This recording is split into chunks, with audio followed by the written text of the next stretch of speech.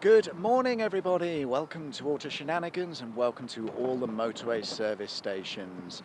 If you've watched before, welcome back. Thanks very much for joining us. And if you haven't, let me explain a little bit about what we're doing. We are undertaking a mission to visit every service station in the country. There are 95. You may have seen in previous episodes that we counted slightly less than that. We've now done our research properly. There are 95 service stations.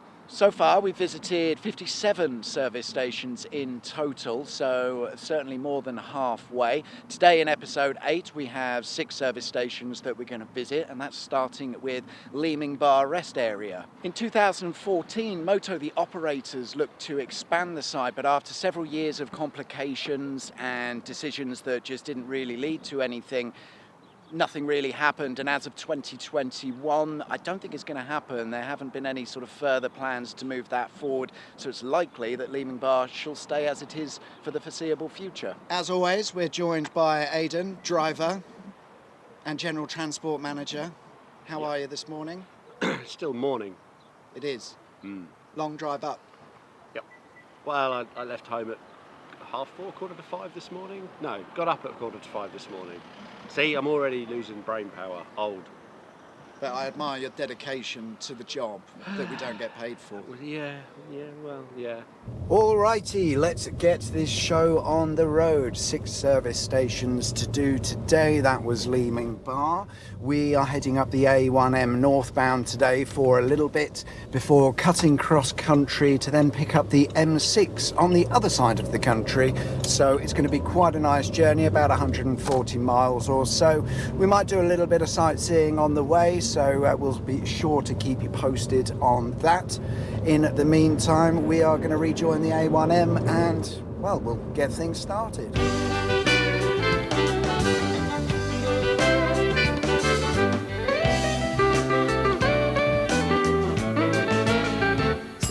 Service station number 2 of 6, Scotch Corner, which opened in 1980.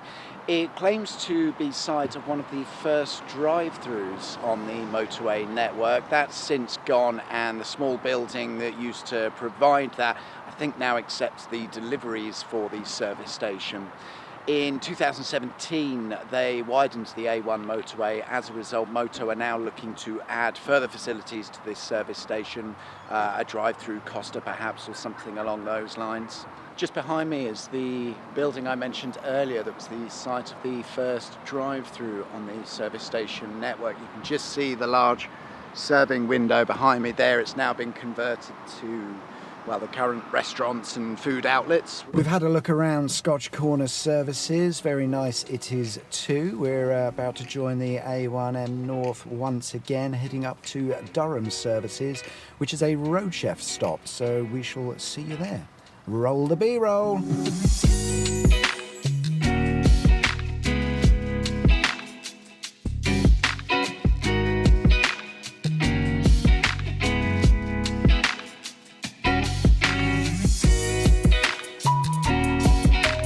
Here it's Durham Roadchef, and they opened in 1994. Probably one of Roadchef's smaller sites, if not the smallest. Not much to say about it really. We'll have a look around, of course. Site of the first McDonald's drive-through on the service station network. I think we're in time for a breakfast. It's the only exception I'll make for a McDonald's. Their breakfasts are rather tasty. We shall see you at the next stop, which is Washington Services. We'll be rejoining the A1M shortly, and then that'll be the last service station on the A1M for today, at which point, as I mentioned earlier, we'll be going a little bit cross-country and picking up the M6, but we shall see you there. Welcome to Washington Services, opened in 1970 and operated by Moto. The building designers, when they constructed this place, took inspiration from airport terminals and air travel, and with that they hope to build quite a sleek, futuristic looking building. Let's have a quick look at that now.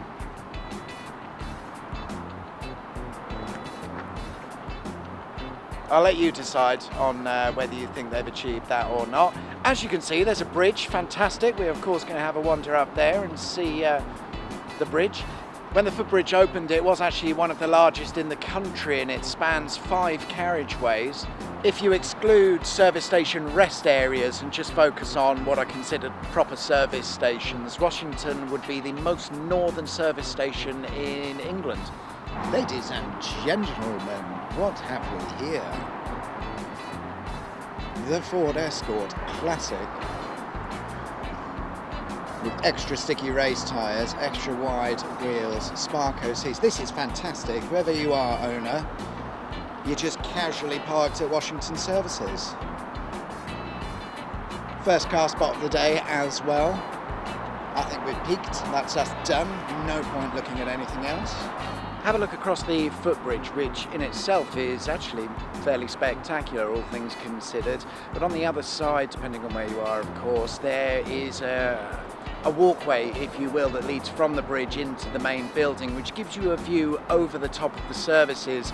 It's not quite as glamorous now, but of course the original design intention there was to give you an impressive overview of the larger open seating area that would have been there before. These days things are a little bit more sort of boxed off with the separate units, etc., but it is still there. So service station number 4 of 6 done for today. We are now moving on to Todhills rest area. That's on the M6. We're currently on the A1M, so we've got about an hour and a half's drive to get over there. Hopefully, being cross-country, it should be quite nice. We might make the odd stop on the way to do a little bit of sightseeing, so we shall see you shortly at our next stop, wherever that might be.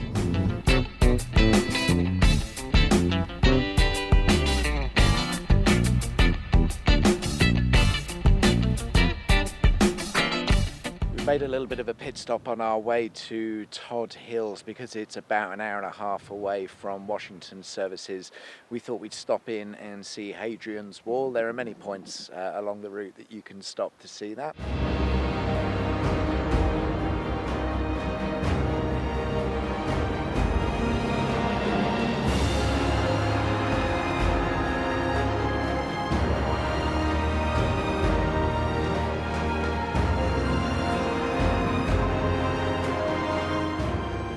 Okay, after an incredibly long drive, we have arrived at Todhills rest area, and like some of the others we've seen today, it isn't a large service station. To clarify, a rest area is similar to a service station, but you're not always guaranteed a decent food selection, or there may not be fuel available, and it may also not be 24 hours.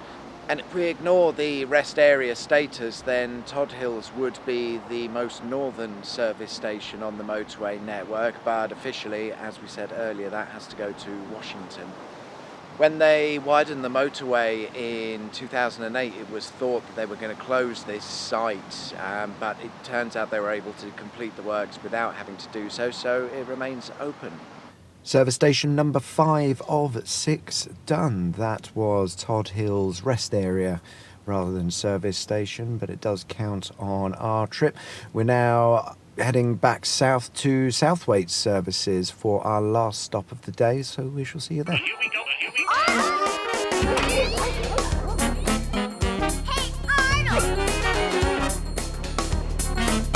We're at Southwaite Services on the M6, where the northbound opened in 1972 and the southbound side, where we are, followed 5 years later. During that time, a pedestrian walkway bridge was put in place. And that's how you access the amenities and everything else. But of course, 5 years later, this building came along and that's sort of been defunct, really, but the bridge is still there, so you can go check it out.